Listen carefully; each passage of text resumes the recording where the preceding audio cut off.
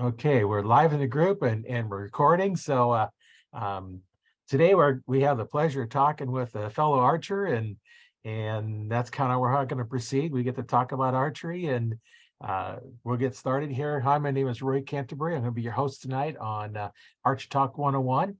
And I am going to have a guest tonight, Nick Gatlin, and he's going to be on here. We're going to talk about archery tonight, so it's going to be wherever we happen to go with it. Welcome to the show, Nick.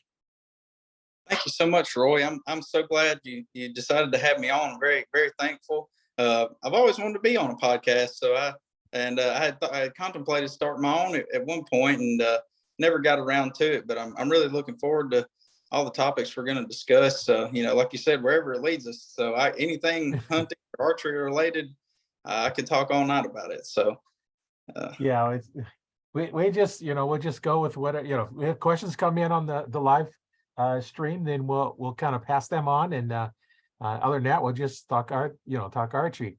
So how did you get started in archery?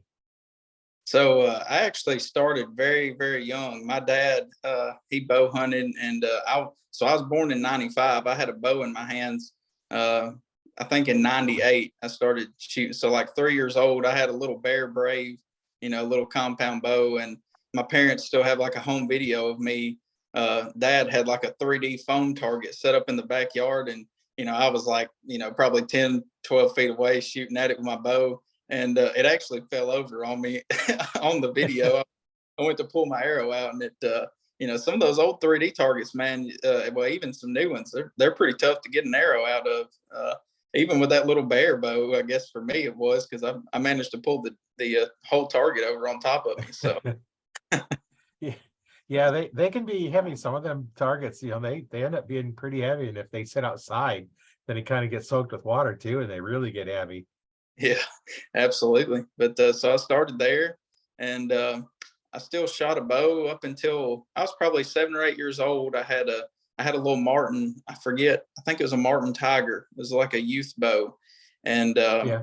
remember I shot it, and I got pretty involved in sports and didn't really shoot much, probably between the ages 8 and 12, and then I got back into bow hunting. I could finally pull enough poundage that my dad felt comfortable letting me go hunting with a bow. So I think I had a Browning Micro Midas. It was an Yeah. older bow. I went from that to I had a PSC Bruin, which was it was a solo cam bow, and it was my first bow that I could pull 60 pounds with. And I think I got it when I was like 13, and I hunted with it for a little while, and then I finally got my first deer with a Matthews DXT. I think I was 15. So I hunted for a few years there and had some close calls, but it seemed like when I first started bow hunting, it was just impossible to get a deer in bow range, and get a shot on it. Been there, done that. And this buck right here is actually only the second deer I ever killed with a bow. He's my best Tennessee buck. But so yeah, it was. It's I've been. I guess I started out way up here on bow hunting for my area, and I haven't killed another one that nice since with a bow, but hoping to here in the future. You just got to keep going, and eventually you'll get one. And I know when I go out, I'm more hunting, for the meat, and not as much the trophy, but if one comes by, I don't pass it up. Yeah. you know you know Here in Nebraska, we got our regular archery tag, and then our rifle tags, and we have what they call a season choice tag, which is just antlerless only. But Mhm. it's good for archery during archery season, and rifle season, and black powder during the black powder season. So it's not like the 9 days of rifle. If you don't get it, you eat the tag. Yeah. And this way you've got the whole year to take advantage of it, and that's always kind of nice to get one of those. But if that big buck comes by, I gotta let it go Yeah. because I don't Absolutely. have the tag. Yeah. Absolutely. Yeah. It's so funny how different it is, from state to state. Here in my unit in Tennessee, we can kill 3 does a day, and I'm not too well versed on the different tags. I bought a lifetime when I was 12 years old, so every year I never had to worry about renewing it, and it's good for does, bucks, gun, muzzleloader, archery. But yeah, we're 3 does a day in my unit, and so technically, if you wanted to hunt every single day and shoot 3 does every day, you could do that for a whole season. However many does that is. A lot. Well, a lot of meat, it's hard to process it that quick. If you get three deer in one day, unless they're pretty small ones, they take you a while to process. Even a small one does. Oh yeah. And if you're paying somebody to do it, oh man, that's expensive. Oh yeah, no way. Yeah, I've had to process 2 of my own in one day before, and it wasn't fun. It was a lot of work. It was good at the end when it was done, but yeah. So I've kind of had a goal. I wanted to try to shoot a few more deer every year. I kind of had a goal the last few years to kill 5 in 1 year to have plenty of meat in the freezer, because we love deer meat, and we eat and chili. And I got a new steak recipe that I've been using the last year or so on my back straps. And I'll cut my back straps real thick, probably about 1.5 inches, like kind of like if you went to the store and bought a filet mignon, kind of like that. Cooking it just like I would a steak. I sear it, on both sides, and then I usually finish it off in the broiler, in the oven, and it's to die for. It's probably my favorite meal. My wife loves it too. So, but yeah, so I hadn't accomplished that goal yet though. Shooting 5 in a year. 2 is about where I'm averaging out. Yeah, I know when we first started out, one deer would last this whole year easy. And then, as we got used to how to fix it, and, got used to, the way you cook them, because you cook them a little bit different than regular, like a cow or something. There's not a lot of fat in it. In fact, there's no fat in it. So you got to cook them a little bit differently. And then it got to where, my kids, liked it so much, and I'd make some jerky. And first time I had my freezer was full of a moose and a deer, and I had another one. It's like, I ain't got any freezer space. So I made jerky out of the whole thing. And, they're asking, is it ready? Is it ready? That deer lasted a week. We ate it up in a week. Yeah. Once the jerky was done, they just eat it like crazy. And, that's always nice to be able to have some of that. And, I used to have so much, deer that, I'd have a piece of beef. It's like, dude, what's wrong with this? Oh yeah, that's just beef. Yeah, it's funny you mentioned the jerky going so quickly. I mean, if we 1 year, that's been a few years ago now. My dad, we shot a couple of deer, and of course we kept the back straps for other stuff, but everything else we tried to turn into jerky. And my neighbor that lived across the street from us at the time, he had taught my dad this jerky recipe. He would grind his up a couple of times, and do it that way versus, cutting thin strips of the meat. And it makes it really easy to chew, and it's really good. But we ground up like 12 pounds probably of meat, and by the time it came out of the dehydrator, there's barely anything, so you feel like you got all this jerky meat, and by the time you dehydrate it, it's all gone. But it is so good though.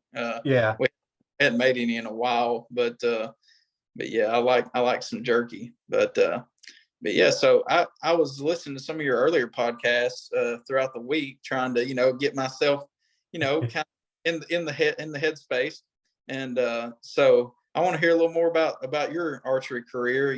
I've heard about you talk about it on some other podcasts, but I know you owned an archery shop, and you started teaching archery, I think you said, in '95. Yeah. So I've been doing this in a lot. Yeah. I started out in archery back in the '60s. Oh wow. Your option was recurve or longbow. That was the only options. There was no compounds. They didn't come around to the '70s. And I started out with a little 25-pound fiberglass recurve bow, Ben Pearson, and I still have it. And when I was in Scouts, I made some arrows, and I still have some of those left. I won't shoot the arrows because they're wood arrows, and I won't shoot the bow because it's fiberglass, and some of the fiberglass starting to split a little bit. So it's just kind of sitting there. But I started with that, and then when the first compounds come out, I started shooting a bear whitetail that my brother had bought, and learning on that, and then I advanced into other bows, and then just we started out. We didn't have any fancy sights, I remember when the first ones, what they call, fancy sight. Before it was just a bar with the pins, and you move them up and down and in and out, and each one individually. So, it was kind of a real pain to get them set right, because as you loosen it up to move it up or down, then when you tighten it down, the pin will move in and out. So Yeah. it was a big, you didn't get real accurate with them because you couldn't adjust them very well. And then I remember the first sites I got, that actually had decent pins on them. Oh man, that was so nice. And I know I looked around for several places, and I found it online.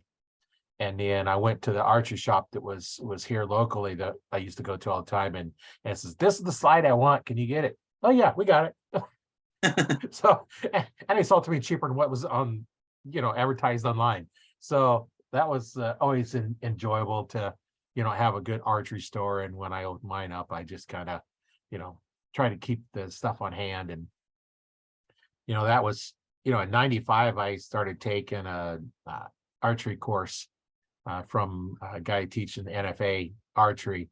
And that's how I learned the back tension release. And I remember going through the first time, somebody says, "Well, how do you know where it's going to go? You're not aiming, you don't know when it goes off. How am I going to know what they're going to hit?" And, went through that. And then once I finally learned it, it's like, oh, okay. You don't want to try and pull the trigger, because you'll see a lot of people go up there. And I see one guy had his finger above the trigger when ready to shoot. He just reached around and grabbed the trigger and pull it. It's like, Yeah. yeah, try to tell. I was like, nah. So, Yeah. I started teaching in 95, and then I kind of went along and, taught several people. And then I had my own store for a while. And every time you'd buy a bow from me, you also got instruction as well, because I want to make sure you knew how to shoot. I just going to sell you the bow and go away. I Yeah. wanted to make sure you knew how to shoot. So I'd give you, basic instruction. It wouldn't be, advanced instruction, but, several guys, I had one guy that bought a bow, and it wasn't 2 weeks later and he come back, see what I did in my arrow? I got a trophy. He stuck two arrows together, got a Robin Hood. A couple weeks after, I taught him how to shoot. Never shot a bow before. So I said, okay, I've done that many, many times, taken, groups for, from 6, 7, 8 inch groups down to, 1 inch groups. And I was like, this is pretty pretty good. When you can see somebody, all of a sudden they catch on what's going on. And that's why I like teaching. And I just go through a lot of that. And now that I'm retired, I decided I'm going to put together an archery coaching program. And you can go out and look, and there's a couple of guys that have some really good videos, really good content. One guy, Jake Kaminsky, Olympic archer, but he only does recurves, or so that's all he's teaching, the Olympic archer net style. I've mostly focused on compound, like this guy's shooting over here. I can teach the other stuff, but he's got some really good content in there, and I watch his videos and I learn from it. And then there was another guy, Knock On Archery. Oh, John Not Dudley. Yeah. He's got some very good videos. Yeah, I've watched a few of his before.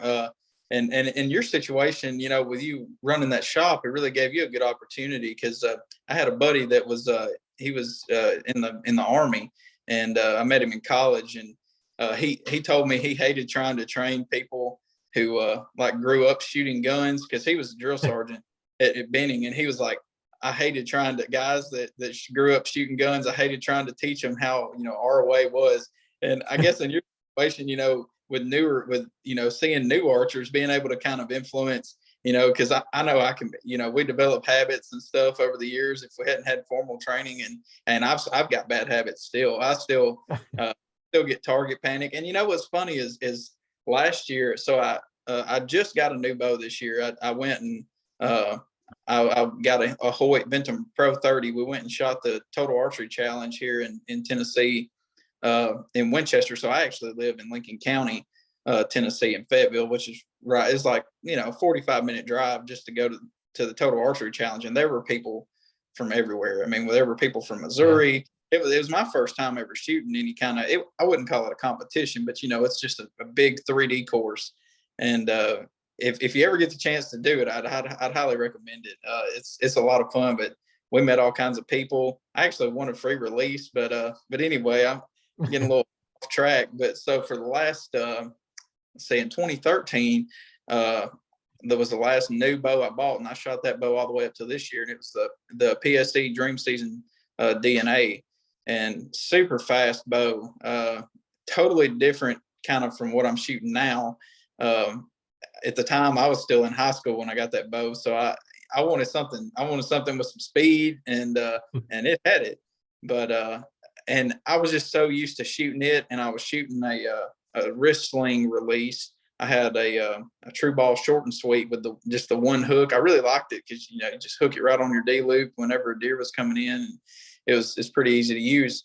So this year, not only did I get a new bow, I got a handheld, like a thumb release, and I love the feel of that thumb release, but I don't know what it is. It's like something mentally. When I get on the target, a lot of times my pin's settling, below where I'm wanting to hit. And it's like making my pin get on. And I didn't have that problem with my old bow. It's all in my head, I guess, but I went to the Total Archery Challenge and somehow made it through it, only losing like maybe 3 arrows. So That's not bad. not too bad. I know when I started on 3D shoots, if I come back with all my arrows, if I had enough to finish was good. Yeah. It's like, okay, do I have enough arrows to complete? I think I got 6 or 8 arrows. Do I have enough to complete the course? And then you get done, it's like, then you don't lose any. And then next, like, okay, you're going along, and I can use the same arrow for the whole time. And as you get better, learn to judge yardage and stuff like that. And that's always a challenge. And I think some of my other podcasts I talked about judging yardage. And when I've got this video, this will be podcast number 54. So there's a few to go back and listen to. All kinds of stuff, Yeah. I think I heard that when you talked about, you said you were trying to imagine like a rope, like a 30-foot rope. Is that right? Right. Yeah.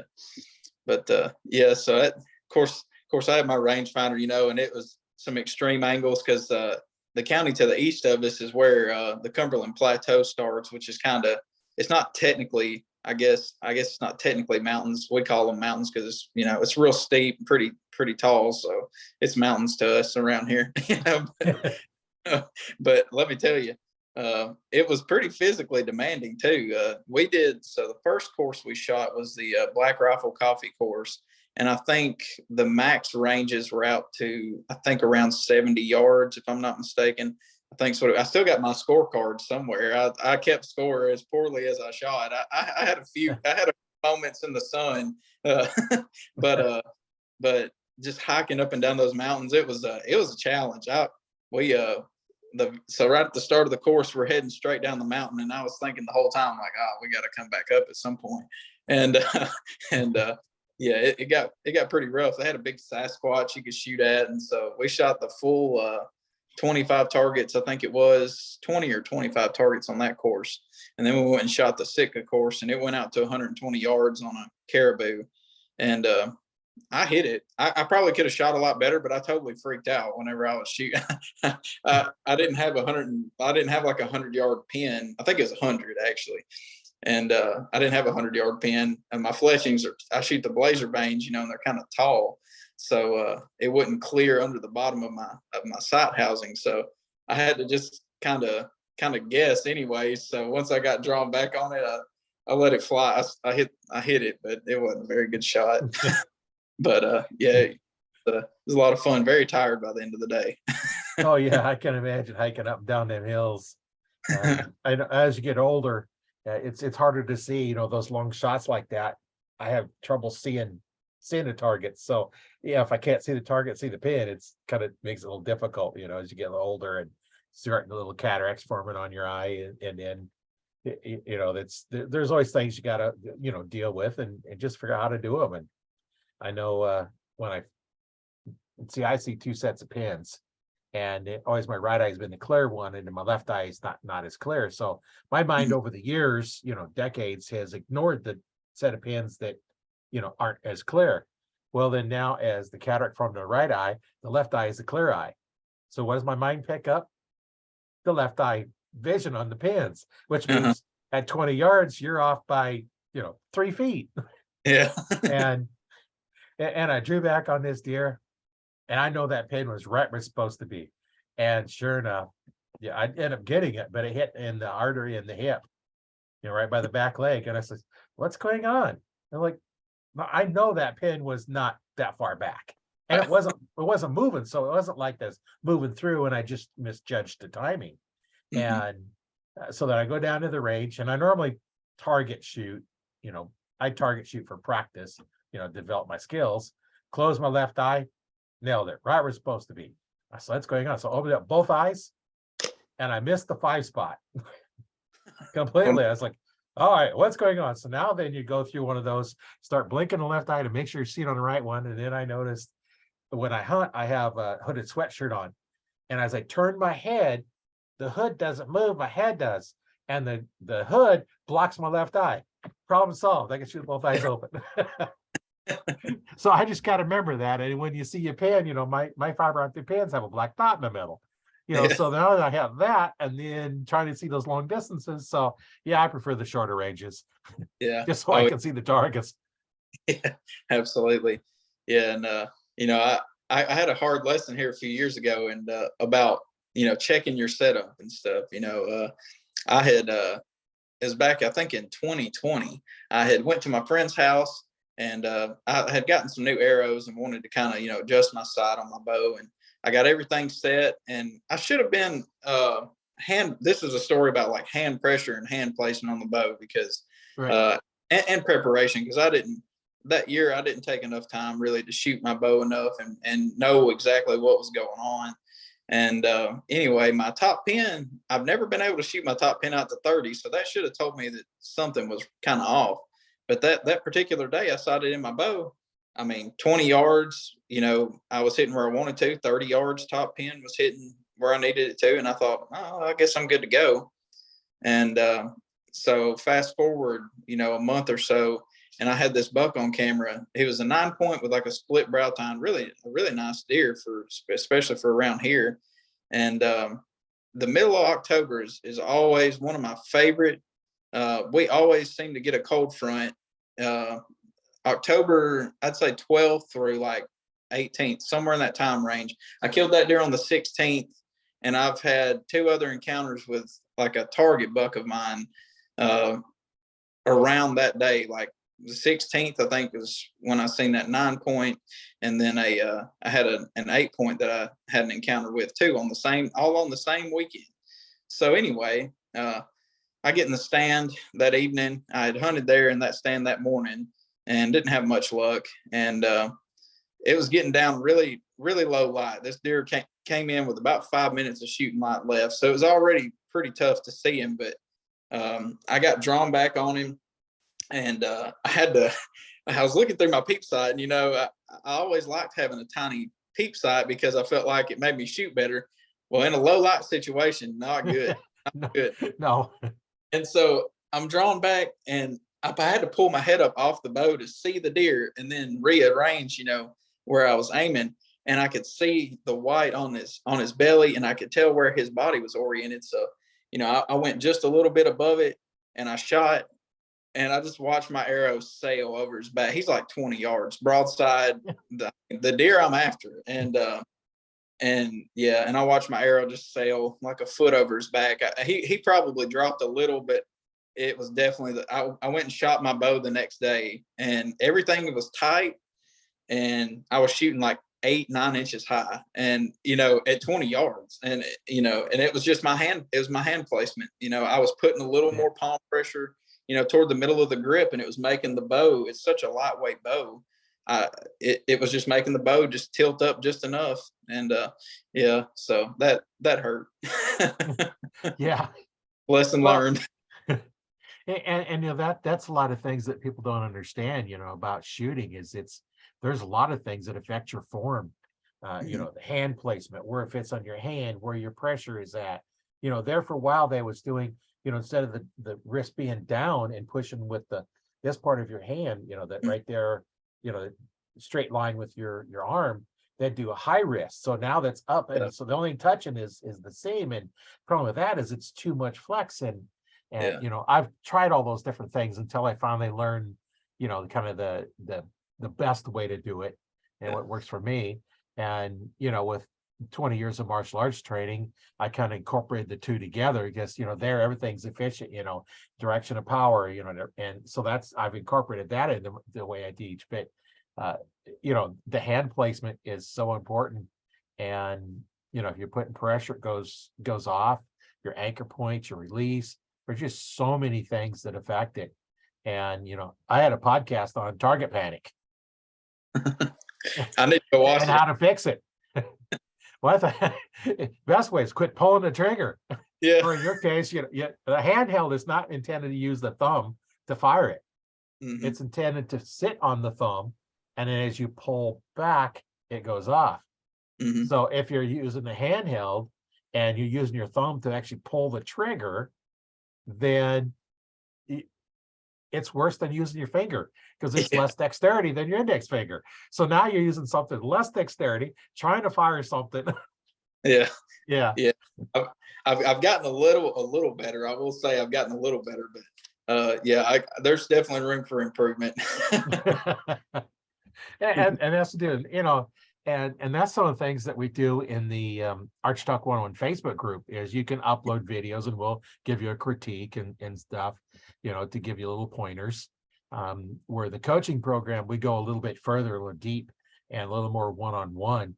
When you get into the private coaching or the, group, either a private one-on-one like this or in a small group, we're going to do it live and you're going to have some direct feedback, and that's where my coaching program is a little bit different because we're doing it online and live instead of, some of them will do send me a video, I'll critique it and send you back a video and or like I've seen some of them, they'll video them teaching somebody how to do it, but teaching you how to do it to fit your body type is different than somebody else.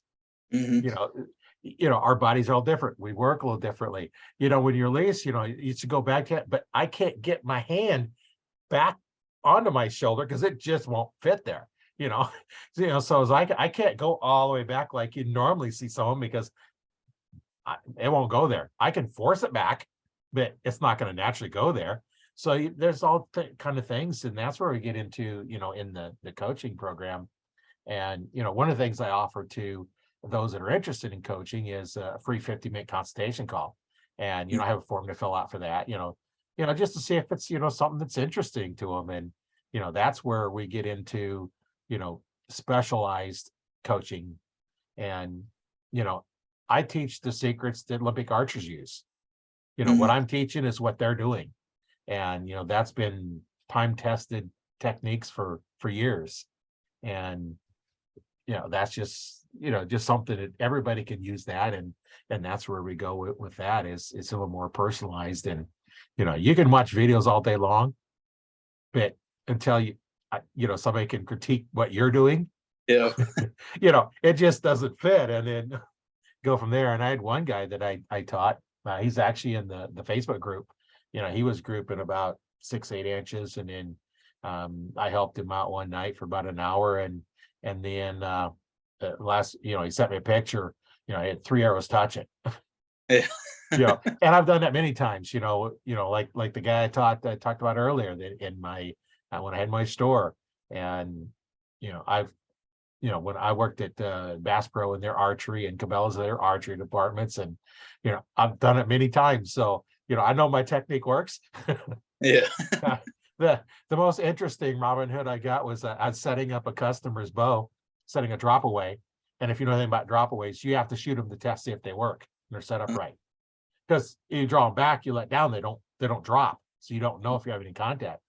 So I went out there and shot an arrow, shot the second one, stuck the 2 arrows together.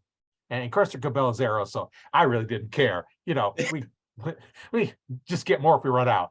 And there's a couple of guys sitting there, it's like, oh man, never seen you do that. Oh yeah, I've done it a couple of times, And the one guy come in, he says, yeah, I couldn't get it to group. I was like, it's you. It's not the bow. I just see what I just did. I just stuck two arrows together. So you can't get any better than that. Yeah. you know. And it's all in form and shooting technique, and some of the problems that you're having and some of the problems I have. It's hard for me to diagnose my own. I have to Mhm. watch back, and then it's like, okay, try and critique my own self. And that's a little tougher to be your own coach.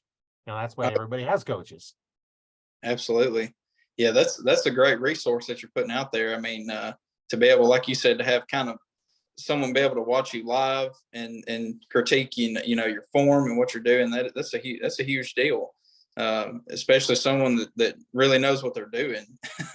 But Yeah. because you can get bad coaching. Oh yeah. Well, and I've seen it in some of the groups I go out there. Join several other groups, and somebody says, "How's my form?" And it's like, "What am I doing wrong?" Practice more. Practice more. Practice what? Practice bad habits. You're not going to Yeah. get any better. And so I try to give them decent advice, but you can only go so far without getting them. Then I have invite them into my group, and then we get a little more expert communication with them. And in that group, we have people that have been shooting 60 years. Um, Mm. there's one guy that's been shooting longer than I have, and I've been shooting, since the 60s, when I started shooting. And we got people that, bow techs out there.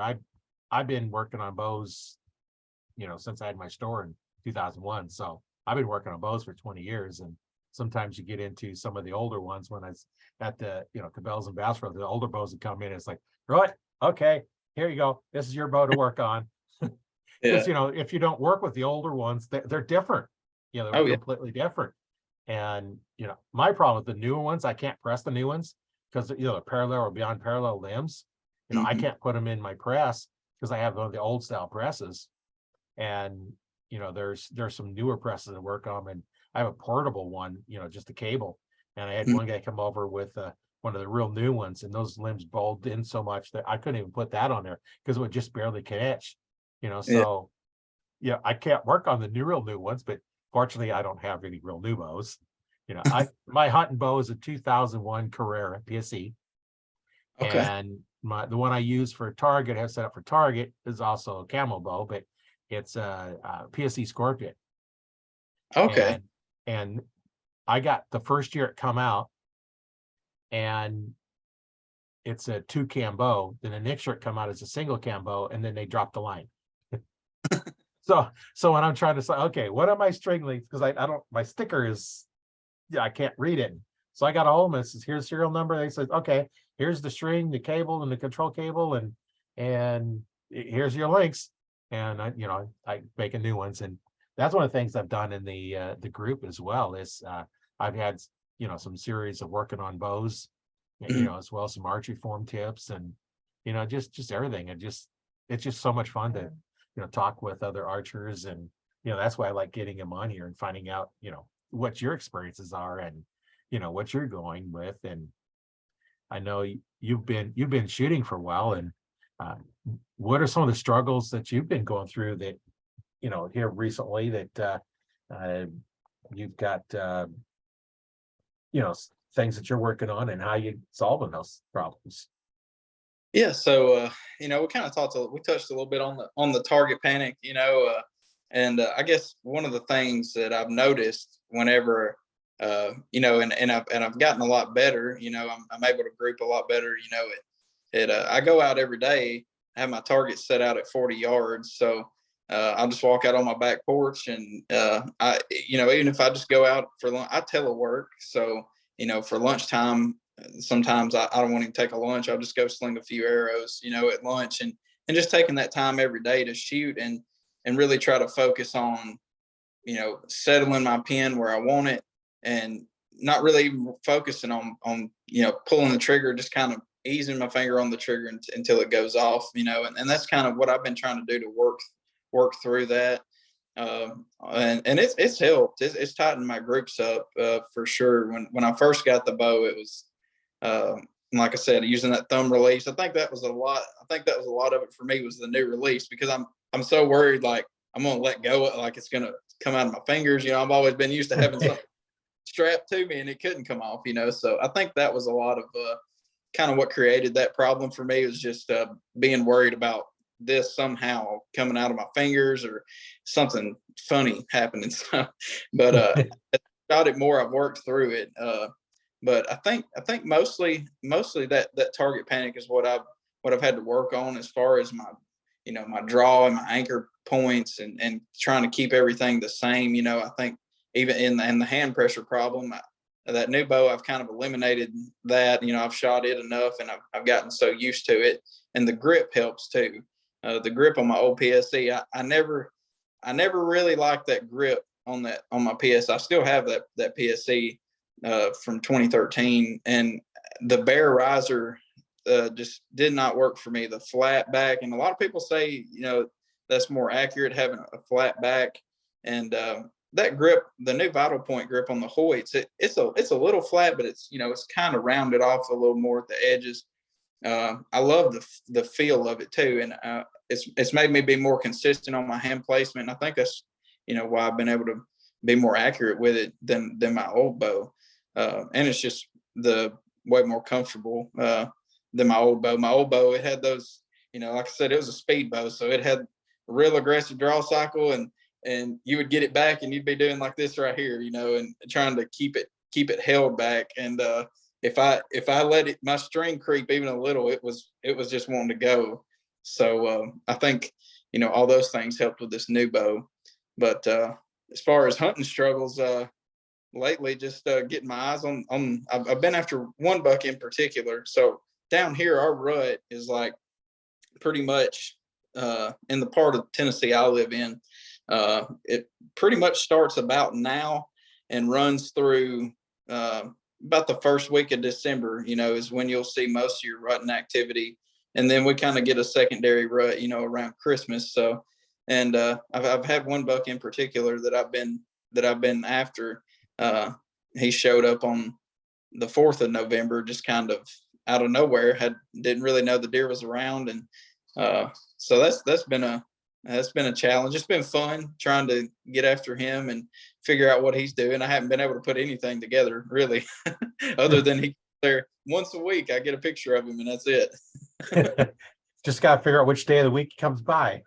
I took a week and a half off of work, so hoping it works out.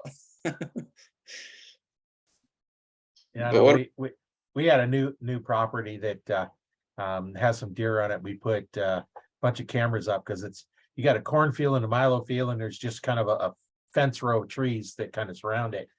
And we put up like 6 or 7 cameras and got nothing during daylight. All the pictures, a lot of pictures at night, all the activities at night when it's dark. Yeah. And there's one spot that right as the shooting time starts, that show up, and I sat out there, last week, and nothing. And then, the few days after that, not even any pictures at night. So I don't know what they're doing. But we just got through rifle season here in Nebraska, and they kind of all change patterns. And oh yeah, it has a huge effect on them. So it's funny. So that property that I hunt around here, so the end of the county I live on the southern end of Lincoln County, and it's real flat, and there's a lot of agriculture. And I grew up hunting in like the north part of the county, so you're in the same county, but totally different habitat. It's more hills and big timber tracks, and so I just started hunting this farm about 5 years ago, and it's all crop fields out here on the southern end of the county. There's some decent bodies of timber, but the deer just, they don't use it like they do in the hills. I mean, I could go sit at my farm in the hills in the north part of the county, and I mean, you'll see deer all day. I mean, you're just as likely to see a deer at 10 a.m. as you are at 6 or 7, at daylight. And but this other place, the deer, it's like the first hour of daylight is when you're going to see pretty much all the deer, and then the last hour, if or right at dark.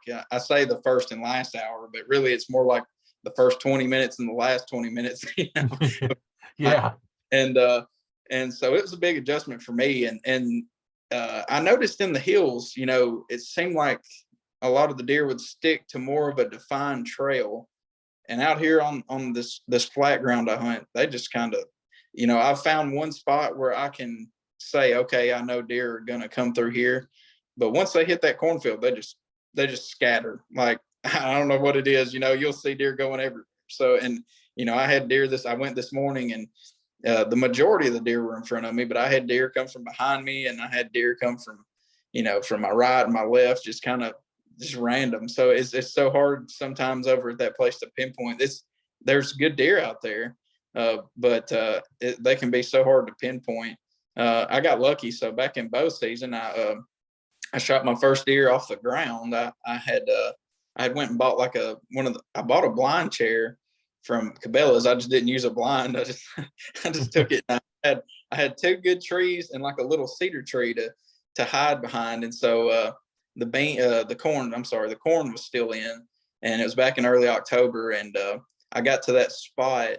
Basically, it's where I've been. So I've been rifle hunting since our rifle opened on Saturday on the 19th. So, but before that, when the corn was up, it was easy for me to slip around that field, because they go out there, like you said, at night, and they're feeding in that field, and they're filtering. Most of the deer are filtering back into the woods, by daylight. So, it's hard to get in there.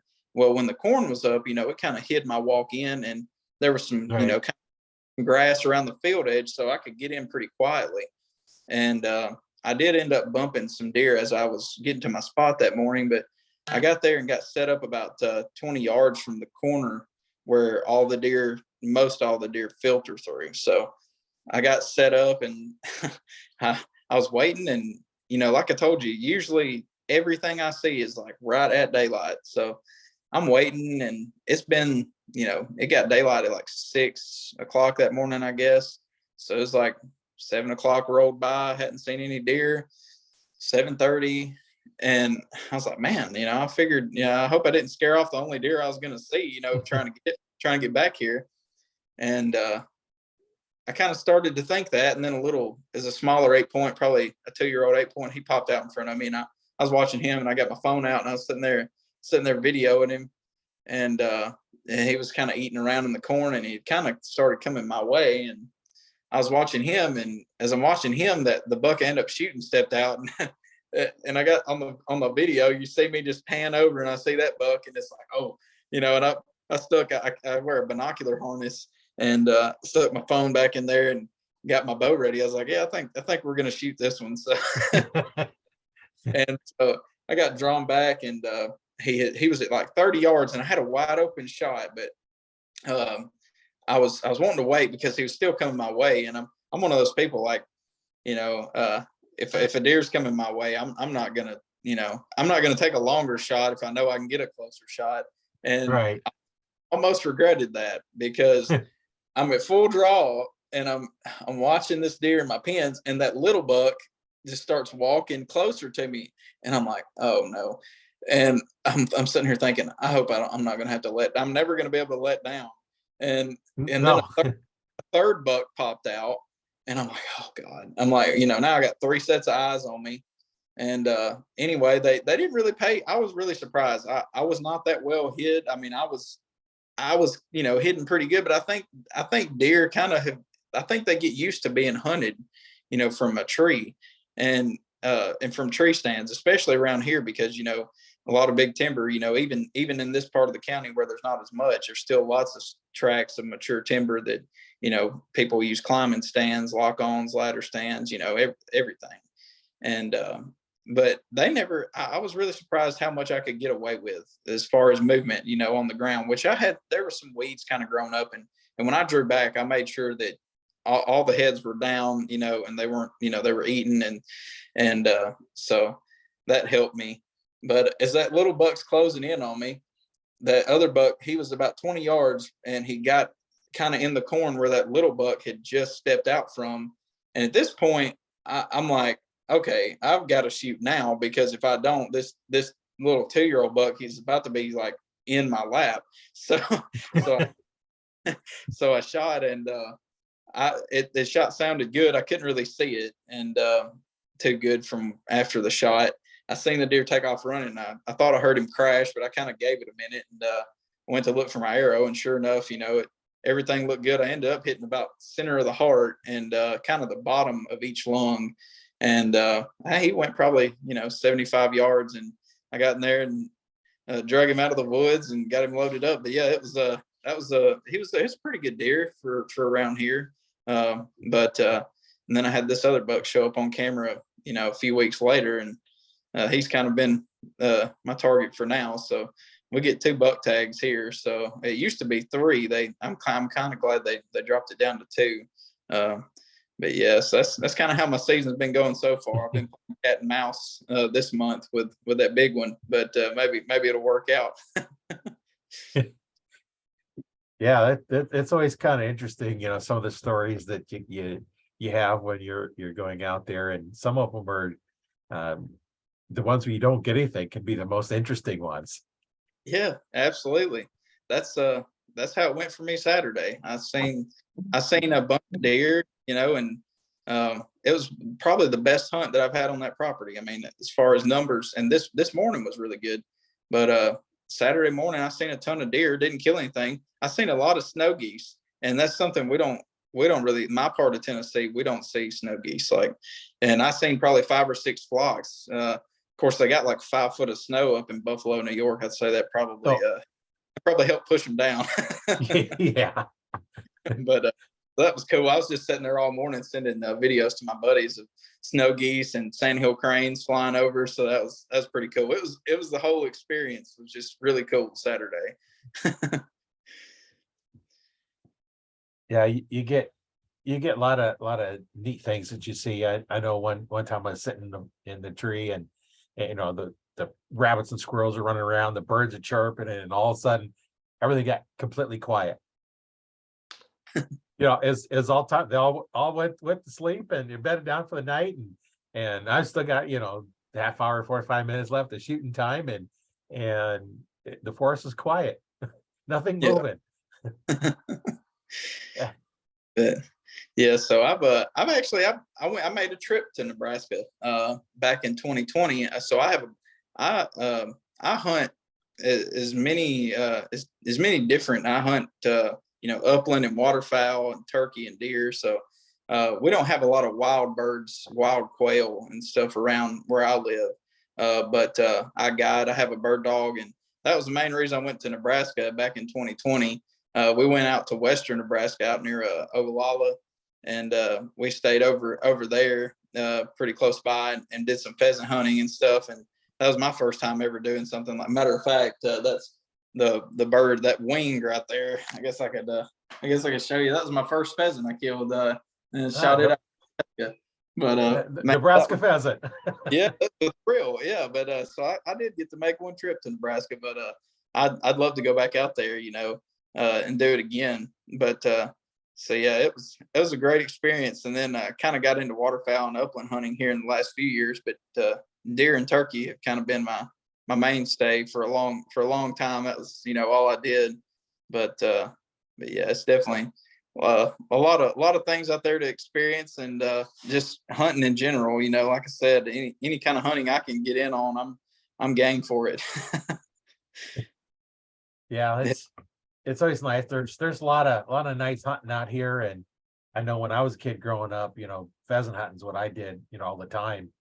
And you going out and walking around and getting pheasants, and that just kind of what I grew up doing is stomping through some of the snow up to your waist and snow drifts, and you lift your foot up as high as you can and set it down, and it takes down to the ground. You pick the next one up, and kind of slow moving, to get through some of those drifts to get to some of the fields. And it was kind of nice doing that. And I had an old J.C. Higgins 20 gauge bolt action shotgun, full choke that I used, and I knew when they get up, I got one shot, and I got a full choke, so I can't shoot right away because it's almost like a bullet thin. And so I got used to waiting and picking my shot, and then I went to an 870 Wingmaster, which the J.C. Higgins has a thumb safety, so it's right up there next to the bolt. And I'd shot it so much that when I draw up, I my thumb hits the safety, takes the safety off. So when I start back down and put the safety on, it just automatic. I didn't even think about it. It just automatically did that. And, you know, I'd always had trouble when a pheasant would get up and it was a hen. And so I'd Yeah. start back down, the safety would go on, rooster get up, safety's on. It's like, because I didn't get all the way down to reset. And then I went Yeah. to the 870 Wingmaster, and then it has the finger safety. It's like, I could never get it off in time. Bird gets up, it's like, where's the safety? And Yeah. by then the bird's gone, because I won't walk the safety off. Yeah. That's just something I won't do. And Oh yeah, that's and unsafe. Yeah, for sure. I wouldn't do that either. yeah, But and then I started, picking up deer hunting, and it's like, okay, do I want to sit in a tree stand and wait for this big deer to come by, or walk these fields for hours for a little bitty bird? yeah. So I chose the deer hunt instead of pheasant hunt. And as you're Yeah. getting older, it's a little harder to walk those fields like you did when I was a kid. Well, I tell you, it was even for me, I thought, it's mostly flat land. It won't be that bad. Yeah, no, when we went out there, I killed that bird. He was really kind of in the southern portion of the sand hills. And so it wasn't very flat, and it was tired. No. I mean, we were covering like 10, 12 miles a day. It was rough. But we once we kind of started figuring out what the birds liked, the kind of cover we were finding them in, we started finding more birds. But there were definitely a lot of miles walked where we didn't see anything. We saw some mule deer. That was awesome. We seen one big mule deer, one like really nice buck.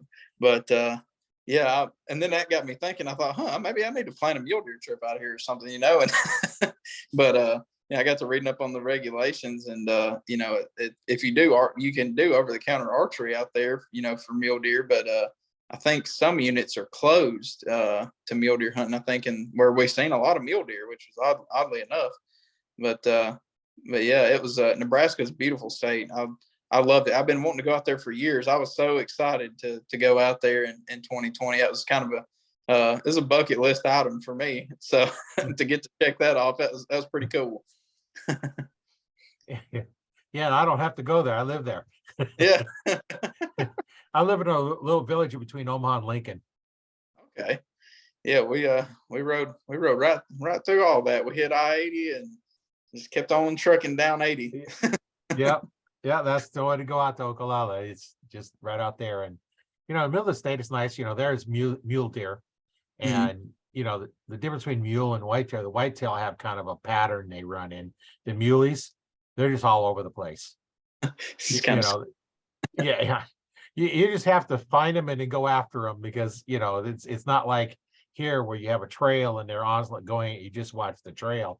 And out there in the sandhills, it's so open, and there's just really, just the way they run, and they just, don't really have a pattern.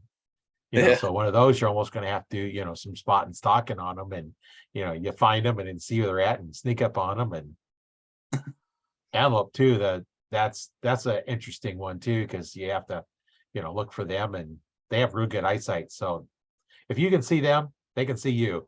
So it's a little more difficult on them, and but they do come to watering holes, so you can find some watering holes and go after them that way. And but it's all kind of fun. Yeah. So what all have you been able to take with a bow? What all kind of animals have you had the chance to hunt, big game wise? Just deer. That's pretty Okay. much all I hunt for is deer. I went to Canada. I think in '95. For moose hunt. Oh, that's awesome. And that was a rifle. And then I went down to Texas for hog hunting, and originally went down for archery, but they didn't set up a stand I could shoot archery out of very well. They set up for rifle. They didn't understand that I wanted to shoot him with a bow. And so the last day, the guy I went down with, he had a rifle, so I just used his rifle, and I shot my hogs and the javelina with his rifle. But I went through there, you're kind of standing out of the blind, kind of using the door, and you can't, it's not really any place you could shoot, because it wasn't tall enough to shoot to the normal windows. I had to shoot the doorway. Yeah. But that was interesting going down for that. The hogs and javelina. The javelina tastes just like pork. Mm-hmm. Yeah, that's pretty cool. I've never had the chance to really hunt any other big game other than whitetail. We did we did do an out of state whitetail trip when I was younger. There's a deer behind me I killed in northeast Missouri. He's my best deer. But when I was I think I shot him when I was 12. We had went on a trip up there. So there's a organization, you may have heard of it. It's called Kids Hunting for a Cure, and they they have auctions and stuff at their events, and they donate everything to St. Jude's. And we have a chapter down here in Lincoln County that has every year on our juvenile hunt at the end of October on the last weekend. They'll auction off items and stuff. And so we had met some people from Northeast Missouri that, they wanted to start that where they were from. And what they'll do a lot of times is they'll get with farmers in the county and try to take, kids out hunting. And that's kind of how we got hooked up. And we made a trip up there 3 years in a row. I shot that deer the first year within about 30 minutes, and then I never killed another deer up there. But he's a 9 point. Well, I guess you might be able to kind of see him. It's kind of hard with the light, but I have to get up and show you. But yeah, he's got like this really cool brow tine right here. It's split kind of 3 ways. But yeah, like a little mini antler on there. yeah, it was so yeah, I shot that one my first year up there, and then like I said, we made 2 more trips and never had any more luck after that. But it was always a lot of fun. I look forward to it every year, and I guess that's why I still now, like, I'm always wanting to plan a trip somewhere to go, just hunt somewhere new, and that's a lot of fun to me. And even if it's hunting, whitetails or stuff I can hunt here, it's still a lot of fun just going out of state. But yeah, turkey hunting though, in the last I started turkey hunting back in, I think it was 2009, and I was hooked on it just immediately. so much fun, and so much so that I started making my own turkey calls. And this is my company my friend and I started, Rick's Custom Calls. We make turkey calls, duck calls, goose calls. We make grunt calls. So about any kind of game call, that you can think of, we make it. So, but yeah, we took first place at the National Wild Turkey Federation, their convention. They have a call makers competition. We took first place with the owl hooter, and then we enter a lot of. They have a lot of different competitions, and I entered one in Mississippi as the first medal I ever won. Had second place with a slate call. So yeah, that's it's just been a lot of fun. I've been able to meet a lot of people, through it. It's kind of one of those things, you're not really doing it for the money. It's more just because you love it, you enjoy the hobby. But I would encourage anybody that's thinking about, maybe making calls themselves, even, go for it. It's a lot of fun, very rewarding experience. But yeah, so I listened to your turkey hunting podcast. And I was like, oh yeah, I can definitely get on with that. Yeah. I have a lathe, and I made duck calls and deer calls, and I remember the first time, just trying to figure them out. And what I do is I'd order the kit, the 2 pieces already cut and drilled, in the square, and then the reed to put in there. And the first duck call I made, I think it took me 4 or 5 hours to make. Yeah, and because you're going through, you're trying to figure out all the different things, and because you got to size the 2 pieces to put them together, and then now then it's like a half hour, 45 minutes. I got that where I could make one in that much time, because I finally knew what I was doing. And Yeah.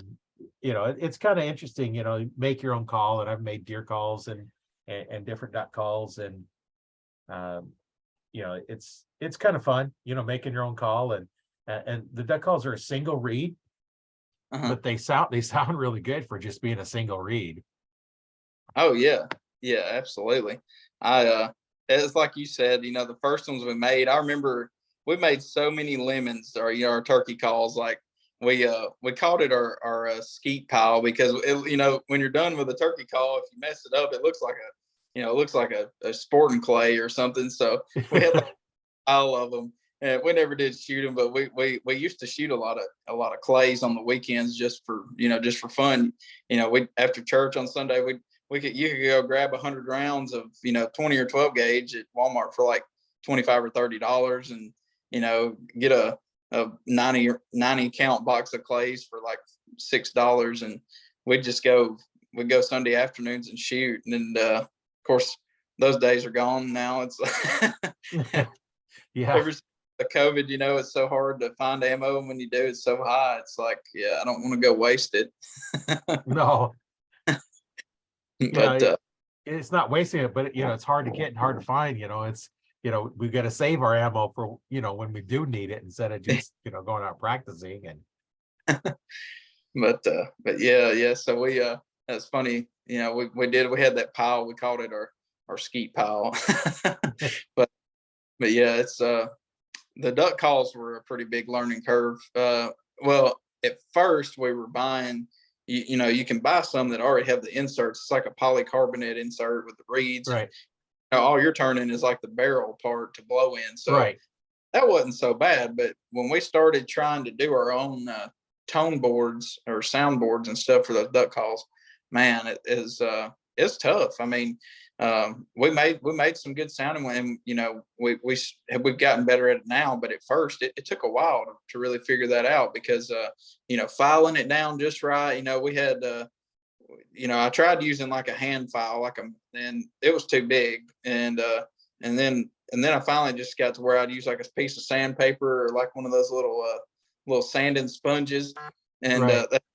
that's about all I could do to get it down, and then you would get it just how you wanted it. And if you messed up your reed, you had to recut that. And it's tough. It's custom duck calls are very tough if you do them that way. Yeah, But yeah, it's been a lot of fun. We've sold quite a few calls all over the country. It's just funny seeing how people have found us. We've sent calls to Canada, California, just all over the place. Turkey calls and duck calls and everything else. But yeah, that's interesting that you made some too. So you kind of the game a little bit there. yeah. I use the ones with the reed, and the soundboard is all together. Like you started off with. But the one thing I found with the calls, whether it be a deer call or duck call, is the type of wood changed the sound, Oh yeah. as well as the shape of the wood. Because it's all that tone chamber. How thick is it? What's the shape of it? And all the different things.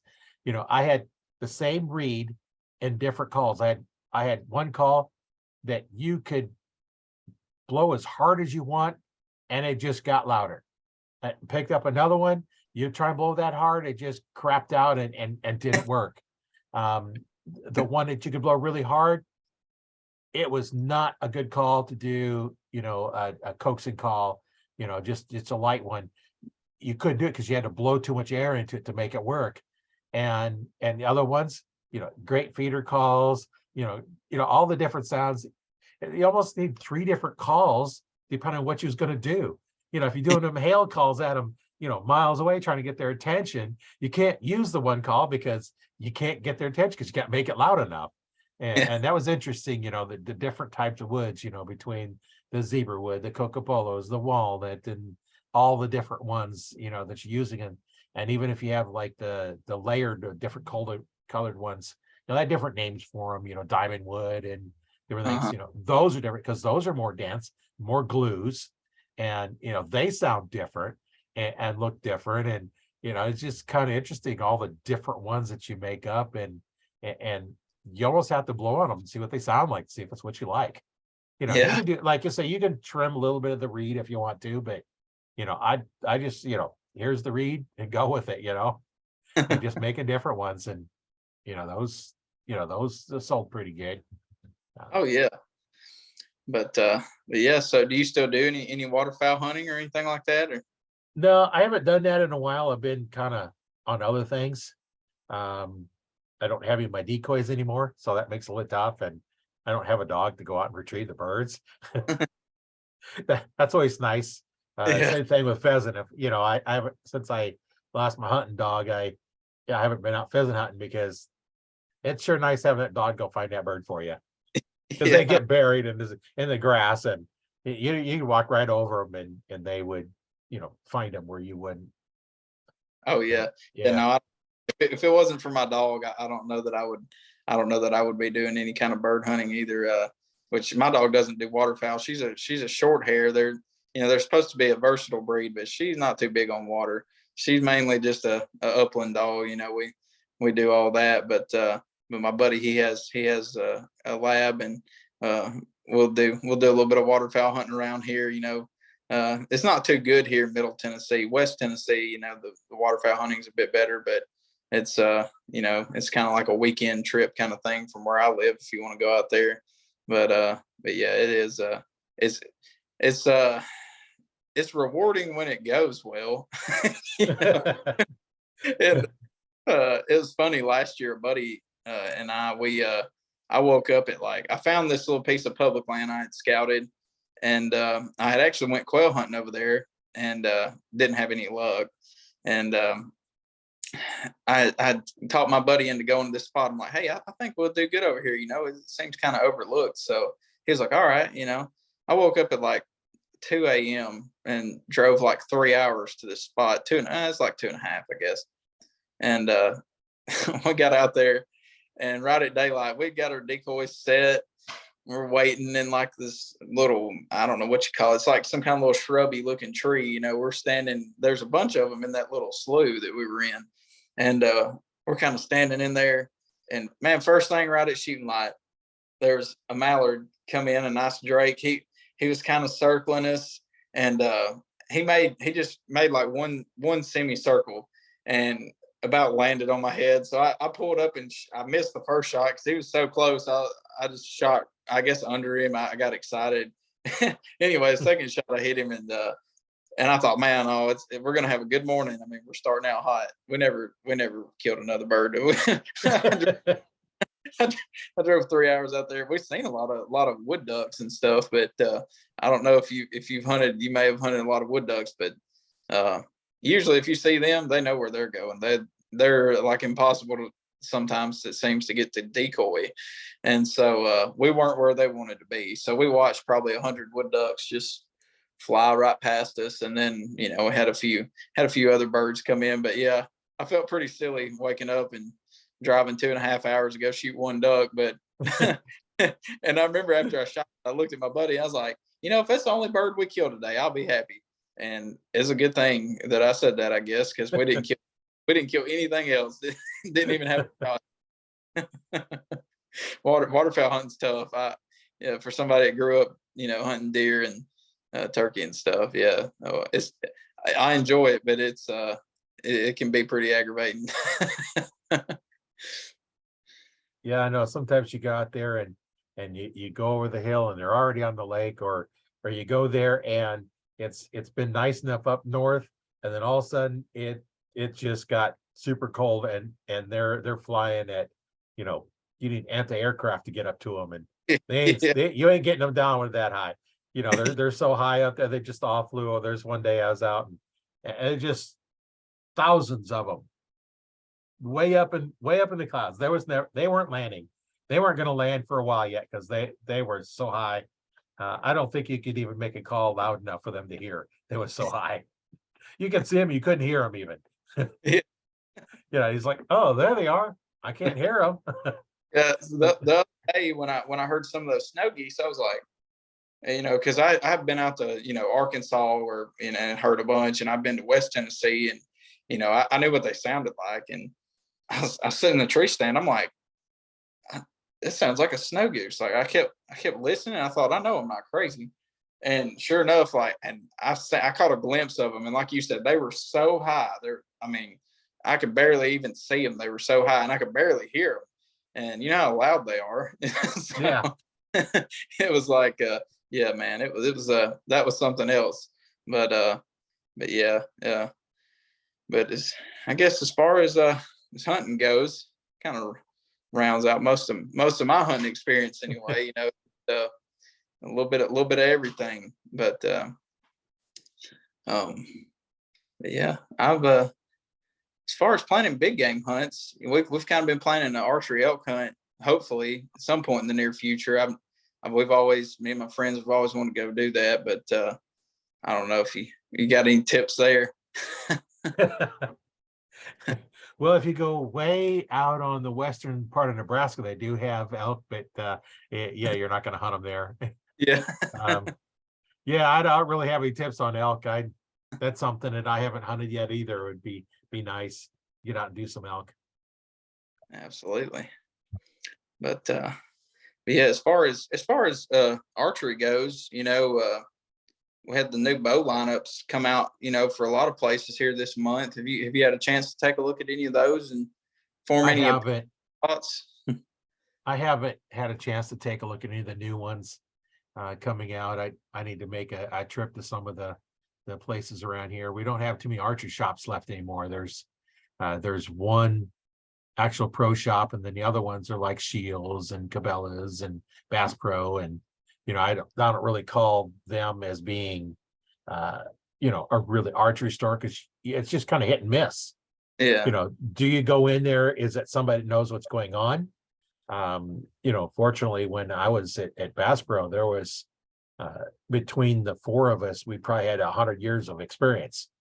And then I left, and the other guy left, and then while John and I was out at Cabela's, we had some good knowledge there. And then, last time I went out there, neither one of us are there anymore. And I was talking to one guy, he's like, yeah, I originally wanted to go to a different department, but I'd shot a bow when I was a kid. So now he's in the archery department. So you don't never know what you're going to get. Same thing with Shields or Dick's or, any of the chain stores. Mm-hmm. You don't know, what you're going in for. So, as a new archer, you need to get, a little bit of education on what you need to do. And, that's where, a new archer, if you join, like my Facebook group, the Archer Talk 101 group, we can help you through that. Here's some of the things you need to know. And if they don't ask you these questions, move on, because they don't know what they're doing. They're just basic few questions, like basic, what are you looking to get out of archery? What do you want to do? Do I want to sell you a recurve, a longbow, a compound bow, a crossbow? Uh-huh. My idea on archery is a stick with a string flinging another stick. Yeah. That's archery.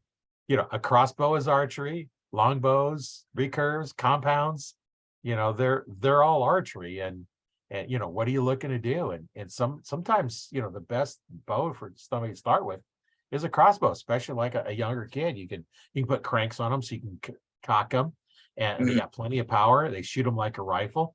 They shoot like a rifle because you have the stock.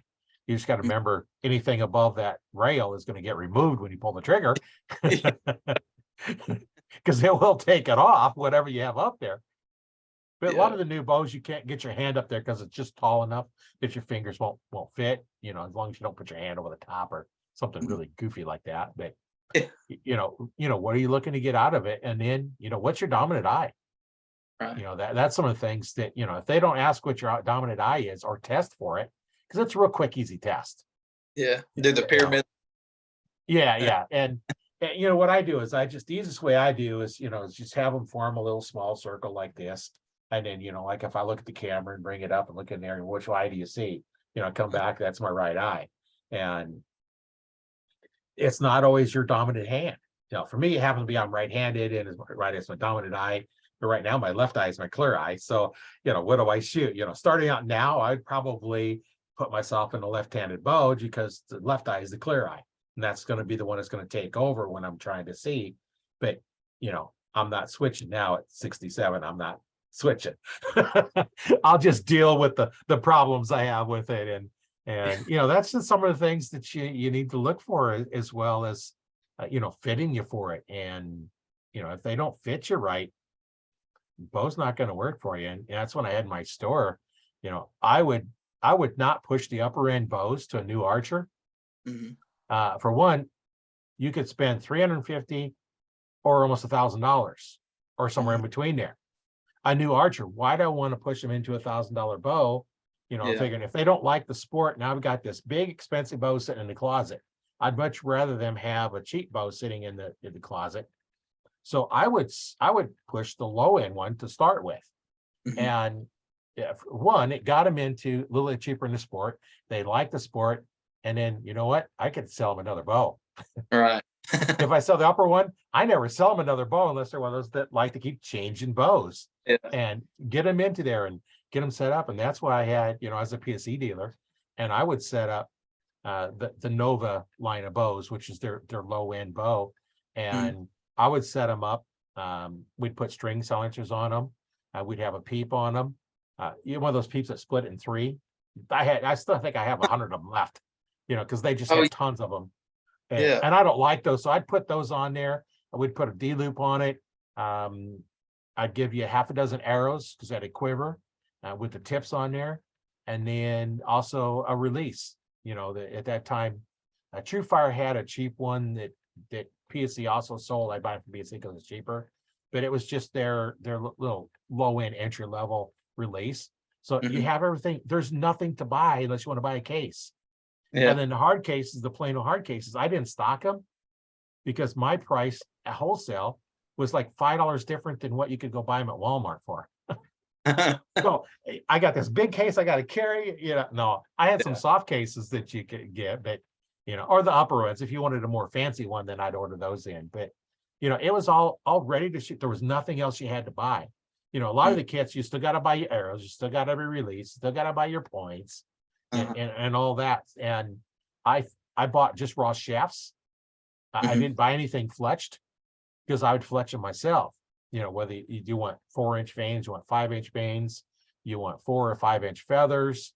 I'd have what color combination do you want? What's your favorite color? To match your shirt, green and gray. We could do green and gray, or we could do whatever you wanted. And they were all custom made arrows. And, come about the hunting season, all of our jigs would be full. I had a dozen BPE, the plastic ones, and I had 8 of the Bitzenbergers. And then I had a Jojan that held 6. So come hunting season, they would be close to that. They'd all be full. All day long. We'd be fletching arrows all day long. And that was good. Now I still got all my Bitzenbergers left, and I got some of the BPE. So I could do like a dozen arrows at a time. I don't, because I don't fletch that many anymore because a lot of mine are all fletched. So I don't really do a lot of fletching, just a little bit here and there. So normally I'll grab, 1 or 2 jigs and do 1 or 2 at a time. But yeah, it's definitely a lot of fun working on your own stuff. And I know a lot of the archers will come in and they won't let nobody else touch the bow but you. Yeah. And I know guys that are sitting there waited 3 and 4 hours for this person to work on their bow because they wanted them to work on it, even though somebody else would be available. I know in time, I was there and John was there, another, good bow tech and instructor that was working with me at both Jasper and Cabela's, and they'd come in, it's like, they wanted something to work on their bow, and it's just, I can do it. John's busy, and it says, I'll wait for John. Okay. Yeah, there are no hard feelings, it's just, that's just the way it is. And I had others come in, it's like, okay, you come in, they're mine. They only let me touch their equipment. And there's, it just arches, once you figure out somebody that you trust them, then you don't let nobody else touch your equipment except them. Because they're going to do a good job. And a lot of your top archers don't work on their equipment because they want to eliminate that from their mind. Okay, did I do this right? Did I do this right? Oh, is this right? It takes all that other mind because they know the person that set it up knows what they're doing and they got it set up perfectly. And then you have to focus on your shooting. And that's just kind of the things that's kind of fun that we can talk about and do all day long. And I know you have your calls. If somebody wanted one of your calls, how would they get a hold of you? So the best way to get in touch with us is through Facebook. We have a Facebook page, Roots Custom Calls, and that's the best way. We also have an Instagram page, and it's Roots_Custom_Calls. So, but yeah, that's the best way to get in touch with us. We pretty much, you shoot us a message. We post a lot of pictures and videos, and we'll have people comment and ask questions, and they'll just send us a private message, and we'll take care of it from there. Get it shipped right to you. So, but yeah, it's grown a lot, over the last few years. We've been able to, reach a lot of people, through social media. We tried to run a website for a little while, but we actually started when we were in college, and with college courses and work, and then also working on that, it was just it's too much. Too much, trying to yeah. trying to keep that web page is it's I didn't realize how difficult that was until we done it. And so yeah, we just and the we were spending money to do it, and we weren't selling anything through the website. Everything was through Facebook. So I was like, Yeah. why are we running this website? It doesn't make sense to do it at this point. But yeah, you can reach us on Facebook. Go give us a like. We'll keep you updated, whatever you're passionate about, whether it's turkey or deer, ducks. We make calls for pretty much everything. So Yeah, that's good. With on the podcast, I can put a link in for the podcast in the description. But those who listen to it in the Facebook group, just you're in the group now, so just go ahead and PM you in the group, and then you can go that way. yeah, yeah. So that's one way to get a hold of you in the Archer Talk 101 Facebook group, because you're in there now. It's just leave a comment on this podcast and tag you in it, and then you'll get notified for it, and then they can help you out with the calls. So anyway, we've been on here for a little while. So sometimes we get talking and go a little bit longer. As most of my podcasts run, anywhere from 20 to 30 minutes, but the interviews run 45 to an hour. In this case, almost an hour and 15 minutes. Because it's interesting, we get talking and whatnot. So once again, I'd like to thank you for being on the podcast. It was really interesting talking to you and getting to know you a little bit better. And I like doing these. It's a lot of fun. And Oh yeah. Anybody that wants to come on, just get a hold of me. I'd be glad to have you on the podcast. So if anybody that wants to come in, just send me a message, and I'll send you the link and book a call, and we'll get on there and record them. And thanks again once again for being on the podcast. My name is Roy Canterbury. I've been your host today on Archer Talk 101. And stay tuned next week. This one should come out next Monday. This is the 23rd. So next Monday it should come out on Spotify. You should be able to get it there. And in my YouTube channel, I have a YouTube channel where I post these as well. And I have an interesting YouTube channel name. It's Learn to Fix It Yourself. It's like we've been doing for many, many years. It's like, fix it yourself. Learn how to do it. It's sometimes cheaper to just buy the tools, learn how to do it, and just pay someone else to do it. And work on your bows. Work on whatever it is. So I'll leave a link for that in there as well, and I'll leave a link to your Facebook group as well in the description of the podcast. But other than that, just get a hold of you, and it's been great talking to you. And we'll talk to everybody next week. Thank you, Roy. Happy Thanksgiving. Yeah, you too. Have a good